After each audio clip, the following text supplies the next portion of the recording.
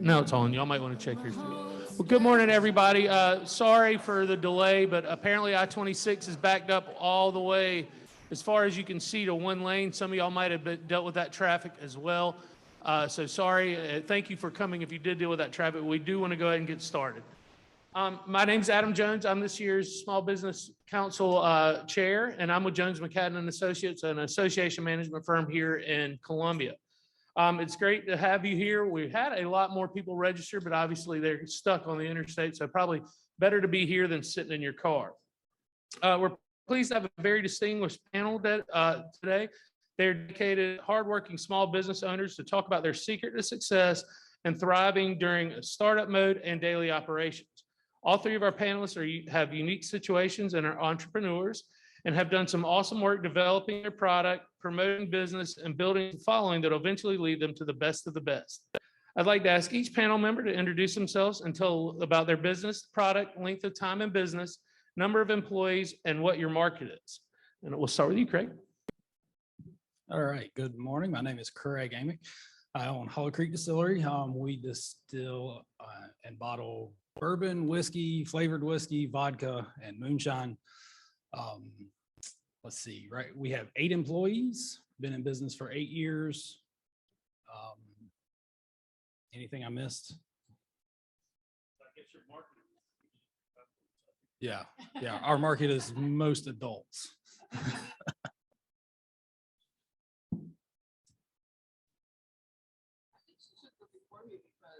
She is longer. I'm like the newest.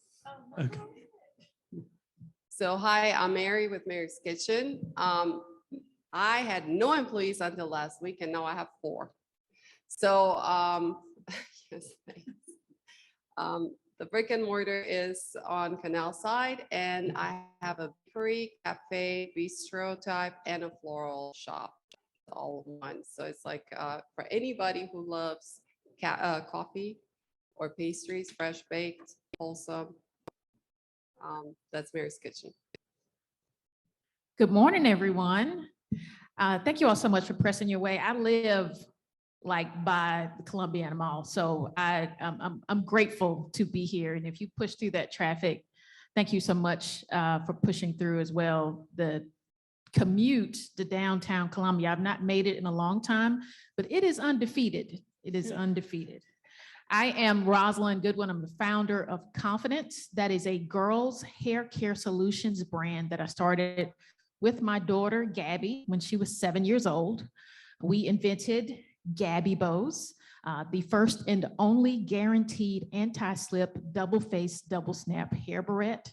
This patented barrette and our full line of plant-based natural hair care products that remove stress from washing and styling and make it less dramatic, as well as our girls salon on 3525 Bush River Road here in Columbus, South Carolina. Remove stress from the styling process so moms, dads, and girls can bond over beauty. We have 6 employees who've been in business for 8 years. Very good. Okay, we do have a few questions. The first one, and we'll just go down the road. What inspired you to build your dream business? So for me, I think it's a sense of independence. I don't like depending on anyone. I certainly don't like walking into an office thinking I got to make somebody happy to keep my job and keep my paycheck. So that's why I'm here. Very good. So my story is a little bit different. I had in November, it's my 3-year, I had 3 years ago in November, my near-death experience. I actually did foreign affairs before, traveled the world, intercultural liaison. This was a side thing for me. I never dreamt of doing this as a business, but God sent me back to do this. I don't know exactly why, but it's all coming together and we'll all see together why. So that's my story. That's awesome. I was styling my daughter's hair in cheap, poor quality hair barrettes that my mom styled in my hair when I was a little girl, putting them in pigtails, spending 15, 20 minutes doing her hair, sending her off to school looking all pretty. She'd come back with half of those things out of her head and her hair all over the place. It was a constant source of frustration and interrogation.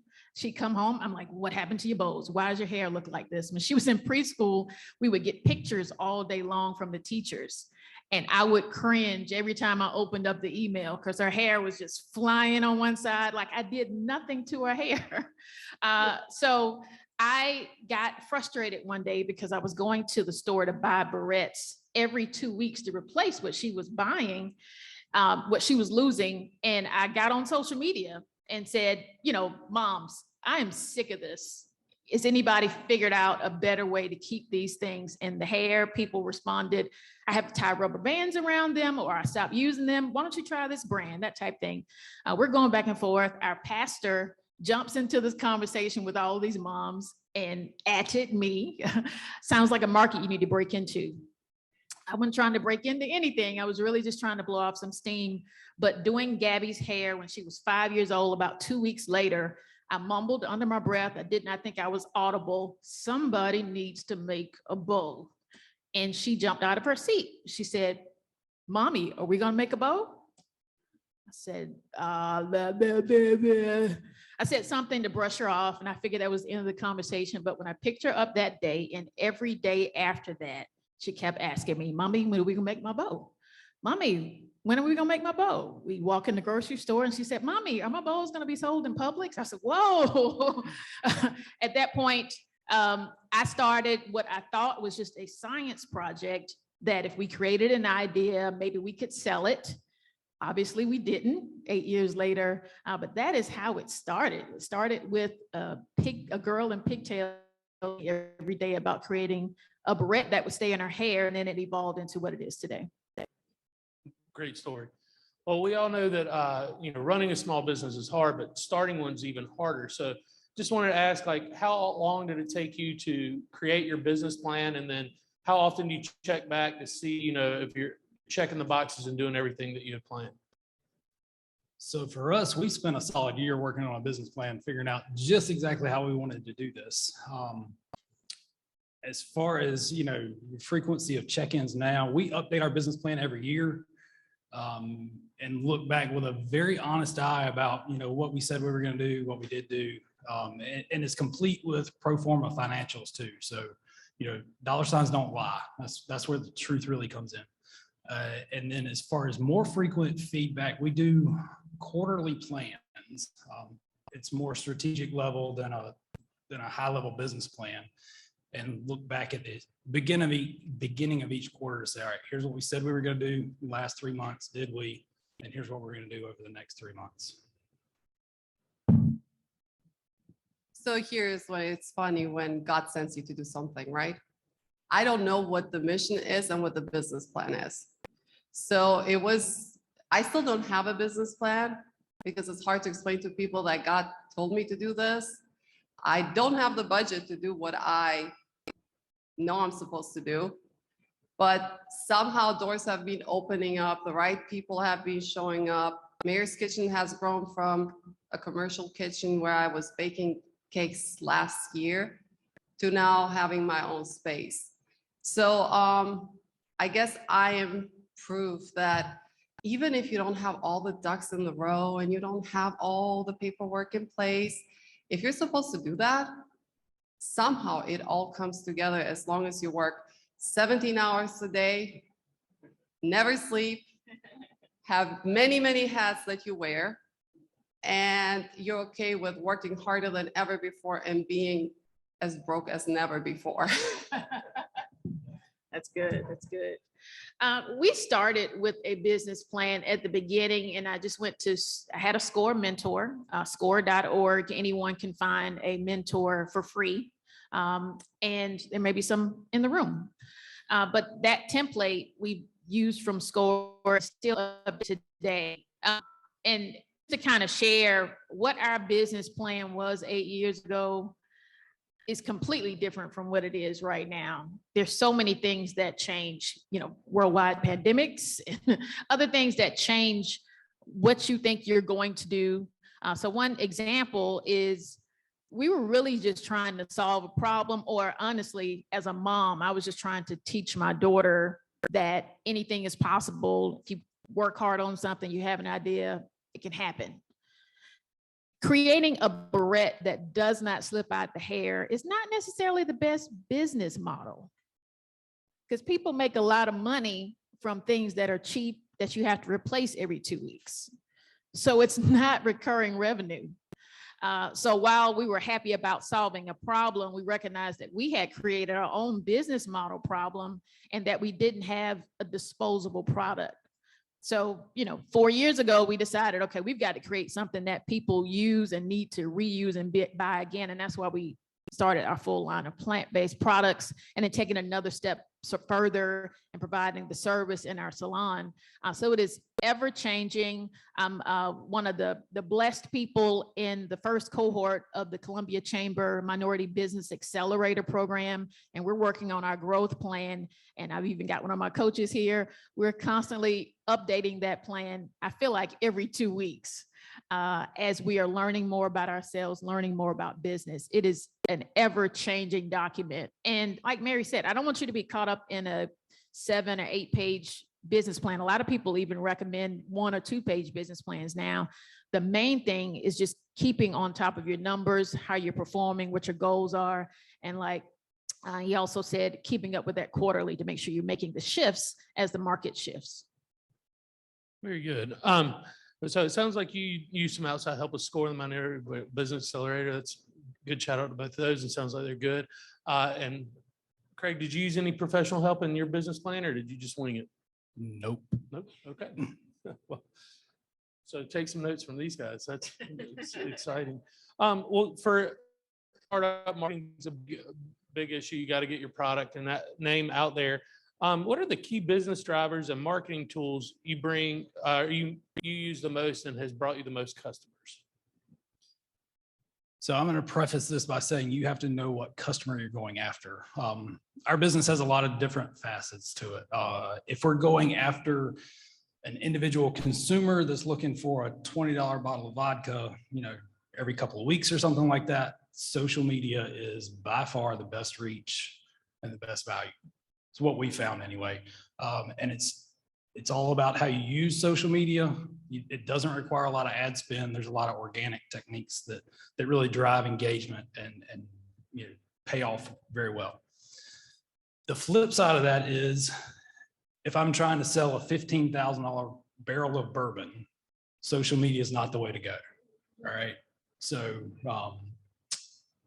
it depends on what customer you're going after. But in general, social media gets you the baseline. So my marketing has been mainly, there is social media clearly, but that has not been my, where my growth came from. It's been me and meeting people. That has been the first one, telling my story. And then major help has been the networks. So the chamber, the other business networks, people that I meet, other business leaders, introducing myself, explaining what I do, bringing samples, inviting them over. That has been for me the best marketing strategy so far. I've just started, but this is for the beginning. This has been it.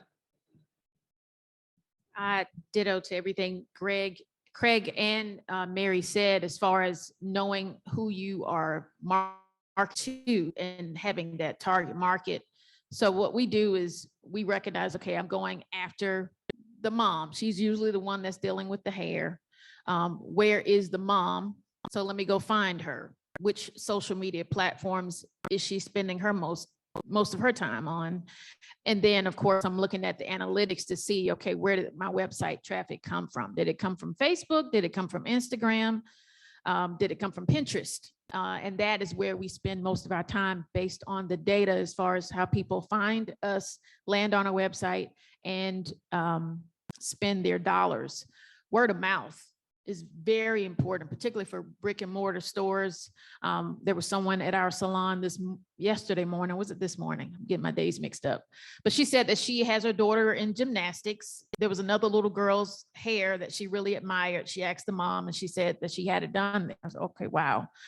So we are very intentional about giving people bonuses and gifts for referring people to us.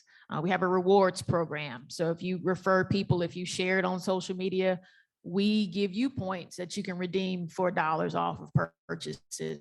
So word of mouth, targeted social media, not just being everywhere, because you can be on, it's so many different channels, and I feel like there's a new social media channel like every quarter.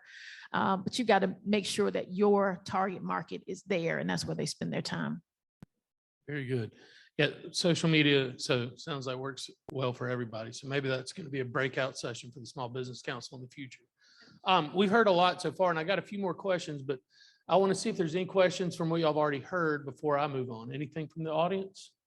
Yes, ma'am.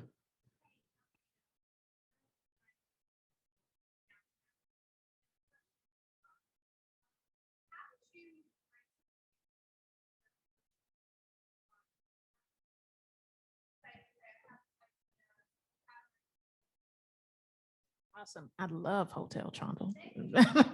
By the way, I'm coming back real soon. I'm just on the phone with your staff.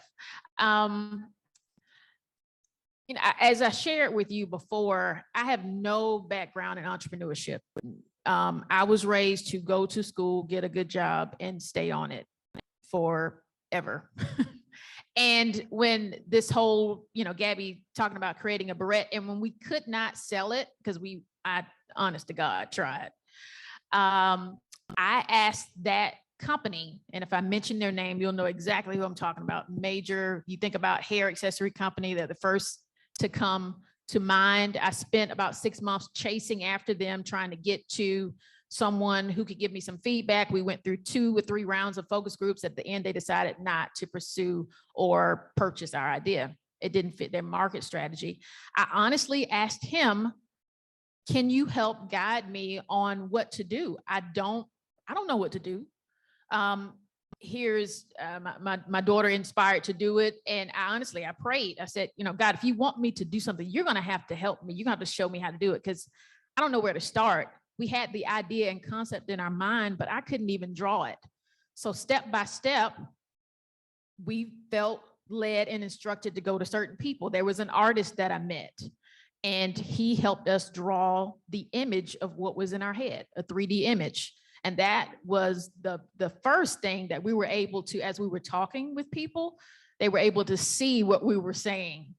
So he drew a 3D image of it that you could see what the concept was. We then took that drawing, and I was honestly sending that drawing out to all of these different companies to see whether they would buy that. Don't do that, okay? Please don't do that. It's only by the grace of God that there are not many GaBBY bowls all over the world, because I was just sending it out with no type of intellectual property protection, patent, nothing, just sending it out. But that drawing is what landed us in the office of engineers in Charlotte, who this major company connected with me with, because I basically said, look, my daughter's at home. She's asking me about this every day. You got to help me complete this science project. Can you help me make one bow? And he said, ma'am, you really don't understand how complicated this is. You're going to have to create a mold. You're going to have a minimum order for manufacturing, that type thing. But he connected me to the engineers in Charlotte. I convinced them to have a 10-minute meeting with me. And I showed them this picture of this thing that we were trying to create. At the end of the meeting, they decided to work with us. They connected us to the manufacturers who were overseas. We're still working with the same engineers and manufacturers today. So it really was asking questions when you don't know, just asking for help. One connection led to another connection, and we're still doing business with all of those parties today. So I hope that helps. But if you've got any other extra questions, I'm happy to answer them after the panel. Anything else from the audience right now? Okay, well, what we all want to know, because we're all small business folks, what keeps you up at night? What makes you lose sleep? So for me, it almost sounds cliche at this point, but I'll be honest, supply chain issues. So in our business, there are, we've gotten down to about 2 really hard spots right now, empty glass bottles and empty bourbon barrels. But that's what keeps me up right now. Just to share with you a little bit, we are signing contracts for glass a year in advance. So it's kind of tough to project growth that far out, but you put something on paper and run with it. And then bourbon barrels. I know a lot of distilleries our size that just simply cannot buy them. And we would be in that same spot right now, except for a close personal relationship I ended up making with a plant manager of a cooperage in Virginia. So supply chain issues, that's what keeps me up at night. Everything. Literally everything. The holidays are about to come up. I have to have menus, employees, funding, and then the supply, the same, the floral stuff. There's supply shortages, cake boxes. There's just, and then the prices. Every time I go to buy more ingredients. What was last week $289 is now $350. So I cannot change the prices on the menu so fast because I just opened up. So figuring out how to do all of that is going to be really hard. So that keeps me up at night. I would say it's payroll. It's a weighty honor that people put food on their table because of something you thought about and something you created, and that they are able to pay for their children's extracurricular activities based off of decisions that you do, which is just commendable. I mean, it takes just a lot of guts to be a business owner and an entrepreneur. So commend you for pressing your way here, but what you do day in and day out as business owners, that keeps me up. The thought that I cannot continue to help sustain somebody's family definitely is up there on the list. That's always hard, and something I think all of us probably who have employees have to think about. Well, on the flip side of that, what brings you the most joy of running your own business? Because you got to do it for some reason. Obviously, you don't like having a boss. That's a good check to do, but it's got to be more than that. Yeah. So again, I hate having a boss, but other than that, I do love to see something come together. So you start out with a concept and then you build from there. And what starts as a blank sheet of paper and comes together to, in our case, we've got pretty highly awarded product portfolio right now, with awards you don't see in South Carolina very often. So just knowing that, a few short years ago, we started out with nothing, literally nothing, and built from there. And here's where we are. And then the flip side of that is I find it very rewarding to put something like that together, to see it come to fruition, and then sit back and realize, well, in the past few years while we were building that, we were also building the vision for the next 5 or 10 years and feeling like you're further behind than ever. I don't know. I find it fun. So last year I was making cakes in a commercial kitchen, bringing them to parking lots and handing them over like I was a cake dealer or something. And walking into my own brick and mortar and seeing the sign and having repeat customers, being able to give a 25% discount to everybody in uniform, honoring them, having my heroes corner, welcoming everybody, have the Jesus painting on there, and knowing that what I do it's Mery. I can feed people whatever I want to feed them that day, and to see their faces light up when I say, this is what I'm making today, and then they show up and they're happy, it's a reward in itself. Or the florals, I get to be part of a love message, even when it's a funeral arrangement.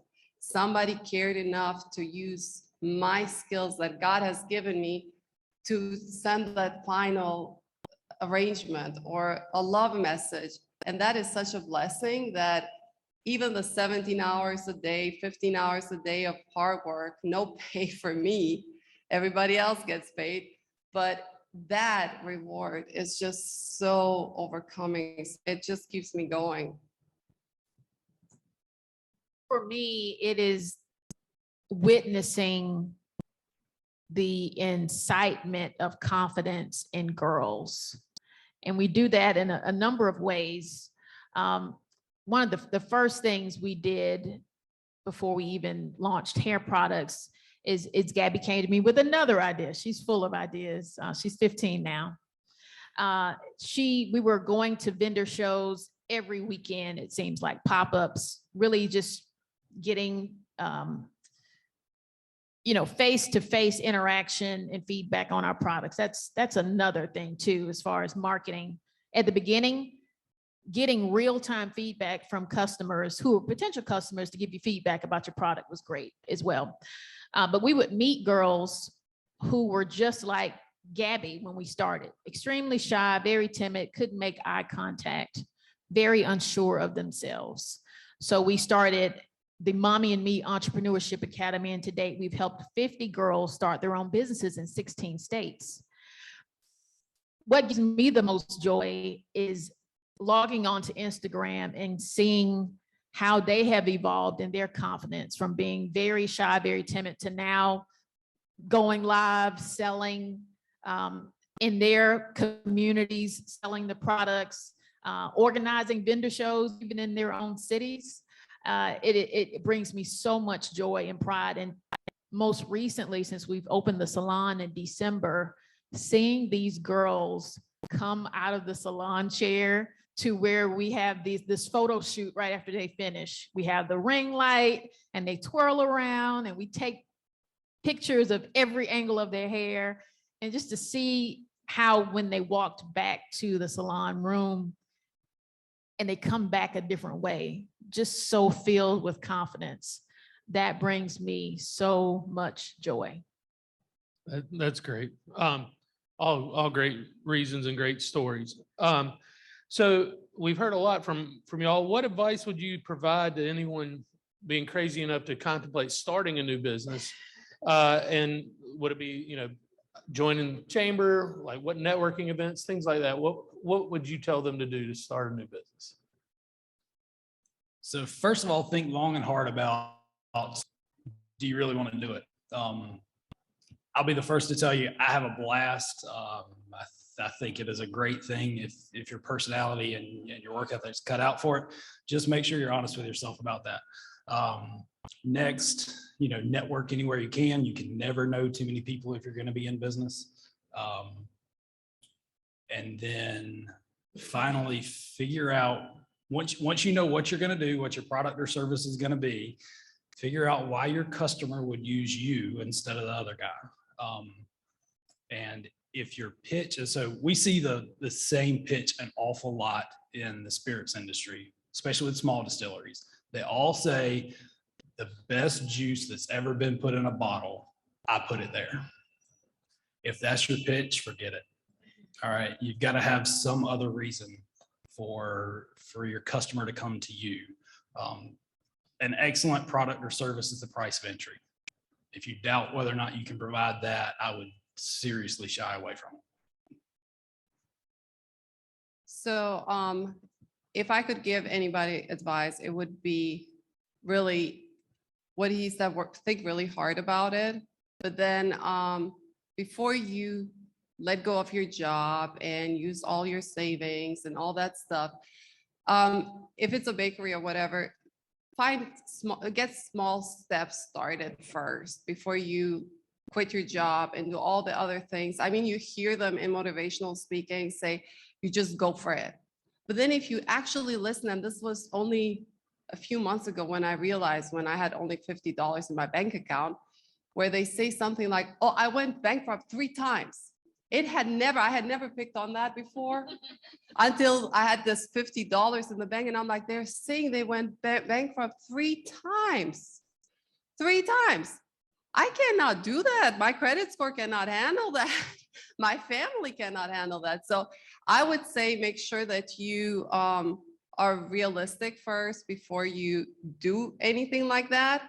And then once you know and you take baby steps before they become giant steps, because it starts like a snowball and then before you know it, it's an avalanche and you're in the midst of it. That would be the first one. Second one is my grandfather used to say, every creature seeks its own.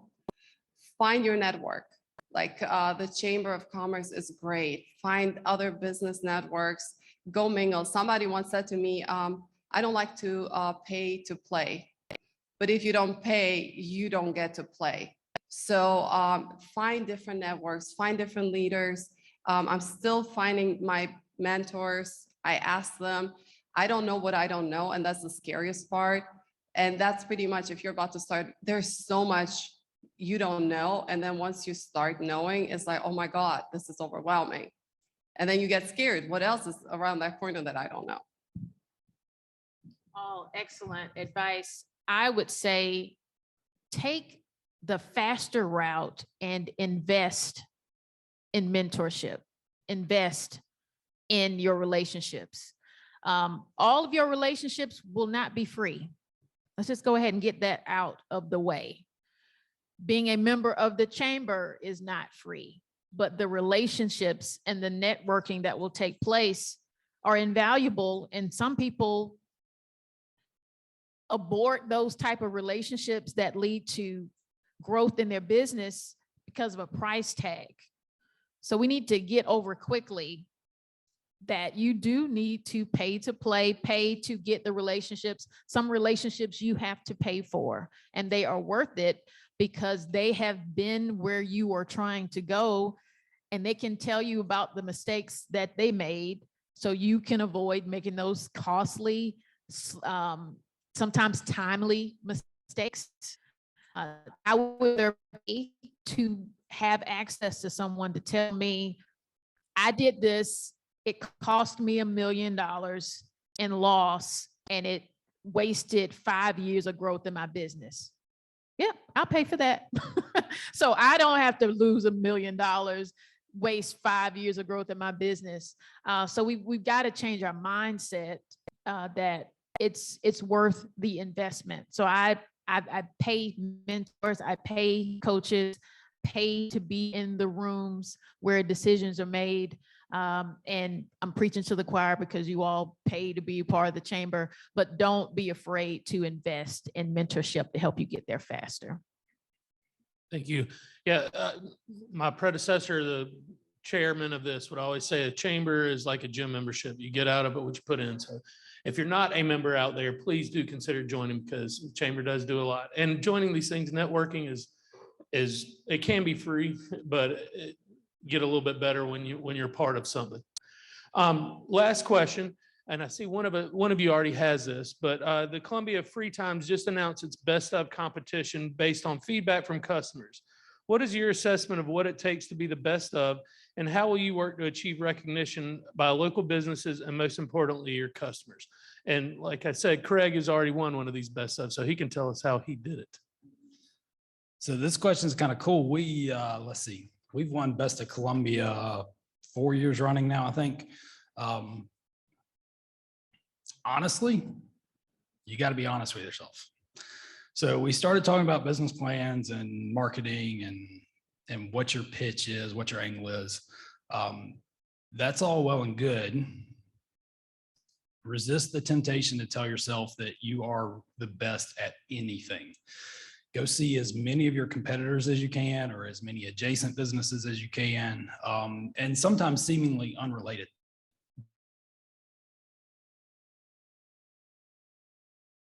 That they do something really, really well, a lot better than I do, and go find what that is. We will walk into any distillery we can get into and look around as much as they will let us. I mean, if they'll let me walk all the way back to the utility room with a boiler in it, I'm going to look at it. And then, some of your competitors are going to hold their cards pretty close to their chest. They're going to get to know you and kind of stop you at the front door and talk and waste your time until you leave. That's fine, but you can still get a lot of insight, right? So what do they do? Marketing space, right? All your marketing's public. So sign up for all their email lists and everything else, and see what they're doing that's better than you. You don't have to reinvent the wheel.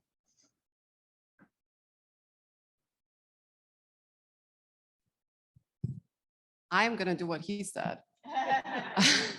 I know friends of mine who own businesses and they're best up. And I think their honesty, their branding, their followers, their customers, everybody who voted for them has been supportive because they already established the brand, the name.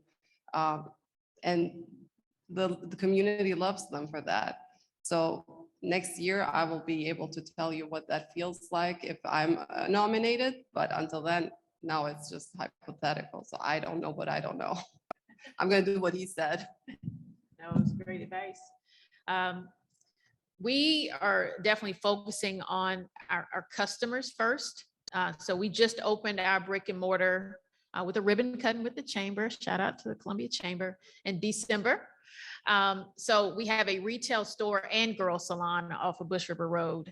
And our focus right now is just making sure that we have a team that is stable. That's another challenge as well. Just making sure that we've got stylists who are consistent and embodying our mission, our passion, and girls and their parents, their caregivers feel what the whole confidence brand is about, the entire experience that they're with them, getting their hair styled. When someone comes into the store, that they feel the embodiment of our mission, whether I'm there or GaBBY is there or not. So that is our main focus, making sure that we're creating the culture within our team, that we are represented whether we're there or not, and making sure that our customers are completely satisfied, that they are raving fans, that they are there every 2 weeks like clockwork. As soon as the appointment is done, that they're booking the next one. And that is what will make us in the running or eligible for best of. I don't think there's a category for us yet. So I'm gonna have to talk with somebody about creating one. I'm with you there with my business, but Yeah. all great. Something we'll do here is support these folks. So we've got Craig's in Leesville, go buy a bottle of whiskey, go buy a cake at Canal Side, and then Bush River Road is where your brick and mortar is. 3525. I've got samples here. Love to show you how the barrettes work and samples of our what our moms call liquid gold. It reduces the tears and the time with the tangling. We've got samples here and a QR code if you want to get 15% off of your first purchase at our salon that you can scan right here. Very good. And so support your other fellow chamber partners. That's always a good thing to do. Well, thank you all very much for sharing your information. We encourage all of you to talk with our speakers and learn more about what their passion for business. We do this to support our sponsors. So I do want to give a brief second to bring up Steve Padgett with Blue Cross Blue Shield, South Carolina, provide us a very brief infomercial of benefits of the company for small business. Adam, I did pick up on the word brief. Thank you.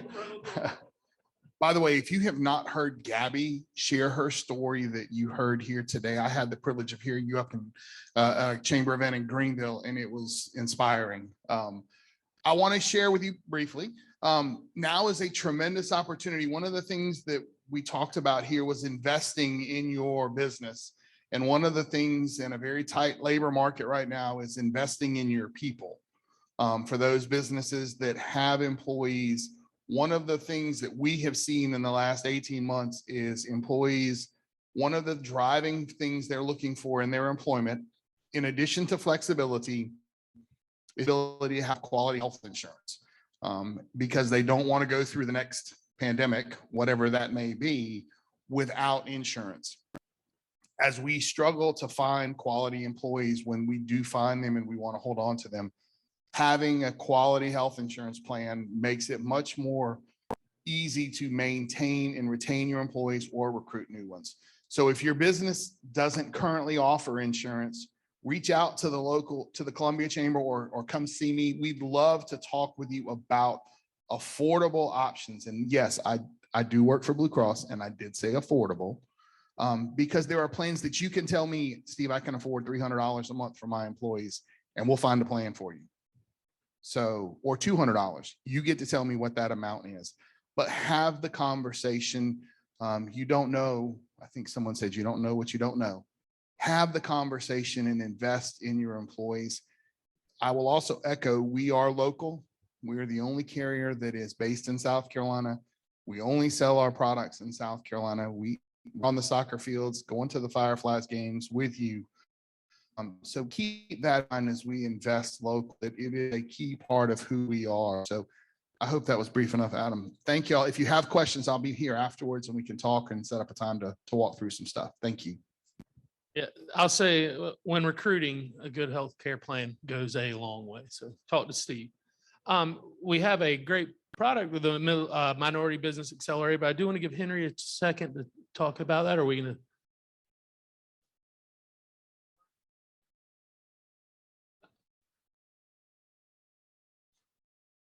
You going to do Bryant first? Okay.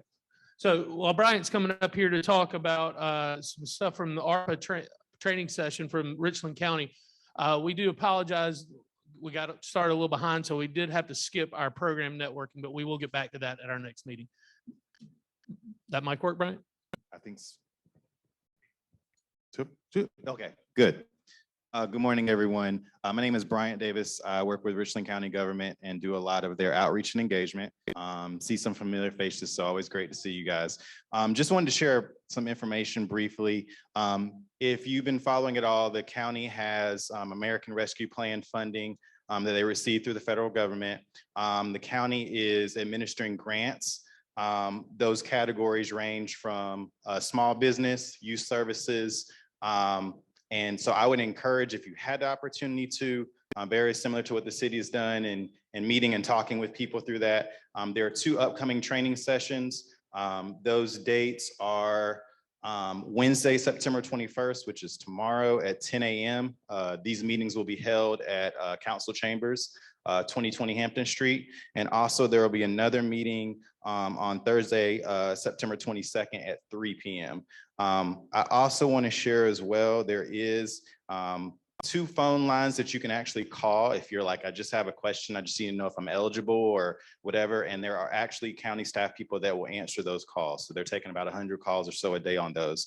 Those phone numbers are 803-576-1355, or you can dial 803-576-5459.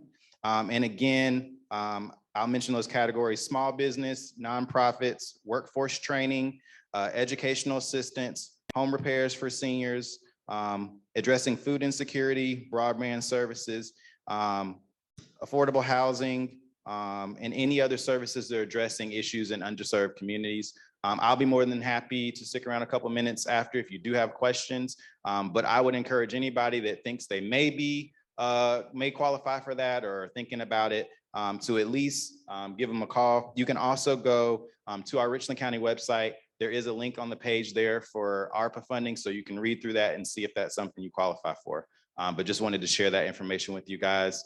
I do have some flyers for that. Also, the county has decided to get another allocation of rental assistance. So if you know anybody that is in need of rental assistance, again, we can't do anything with mortgages, but specifically for rental assistance, I've got flyers for those as well. You can pass those along. That is an online process, so we don't handle that in the county building anymore, but I'll be happy to pass the information along. So thank you, guys. Thank you, Brian. And Henry, I'll bring you the mic.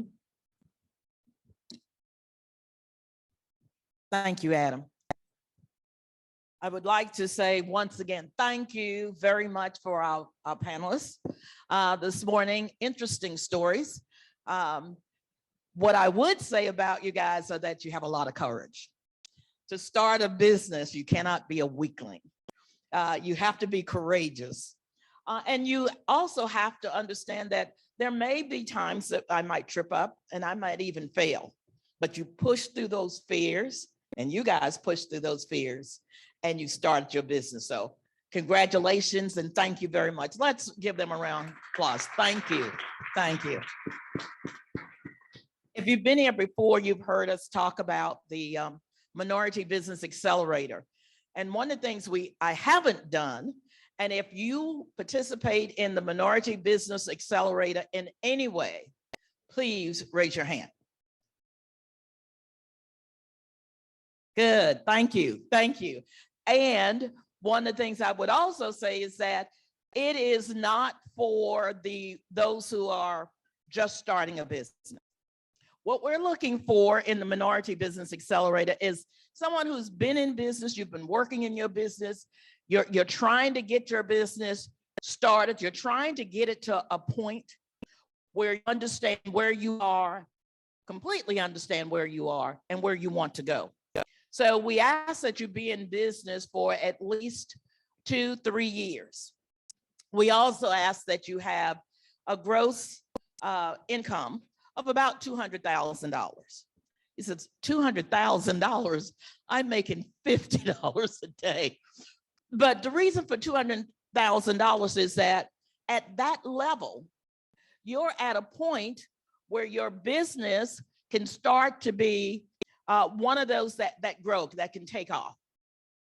Now, we give you $200,000. However, we have taken folks into this program that didn't reach 200,000. COVID hit them very, very hard. Just before COVID, they were close to that number. And COVID came in and knocked them down significantly lower. But the judges, the people who were looking at the businesses saw that that business had potential. The program is managed right now by Lynn Hutto. Lynn Hutto is the program manager. We brought Lynn on. She has lots of experience, everything from SLED to USC to HR, you name it. Lynn has done it. The program also, I was going to tell you this morning that we're having a luncheon Friday for those who are interested in hearing more. However, it's sold out. We put it out, I think in a week or so, within a week, 10 days, it was sold out. So what we might do is maybe do a virtual, a quick virtual to give you more information if you're interested.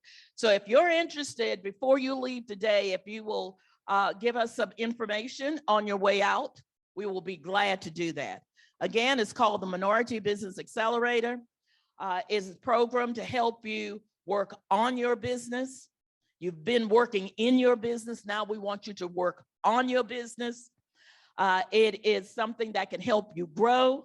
And one of these days, Rozalyn, we're going to get you to do a testimony. Rozalyn is a participant in the program in the very first cohort.